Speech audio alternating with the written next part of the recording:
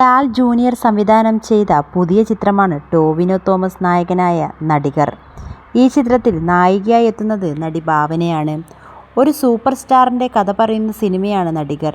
ഇപ്പോൾ ചിത്രത്തിലെ നായിക ഭാവന തനിക്ക് ക്രഷ് തോന്നിയ നടനെക്കുറിച്ച് പറഞ്ഞ വാക്കുകളാണ് സോഷ്യൽ മീഡിയയിൽ ശ്രദ്ധയാകുന്നത്. താൻ 8ൽ പഠിക്കുമ്പോഴാണ് അലൈപായുതേ എന്ന ചിത്രം കാണുന്നത്. അന്ന് തുടങ്ങിയ ക്രഷാണ് നടൻ മാധവനോട്.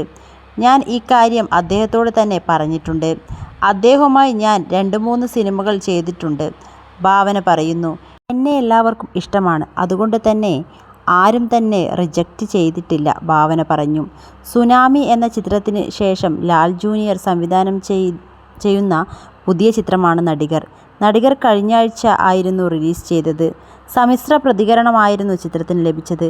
ടൊവിനോ തോമസ്, ഭാവന എന്നിവർക്കൊപ്പം സൗബിൻ ഷാഹിർ, ചന്തു സലീം, ബാലു വർഗീസ്, സുരേഷ് കൃഷ്ണ എന്നിവരാണ് പ്രധാന കഥാപാത്രങ്ങളായി അവതരിപ്പിക്കുന്നത്.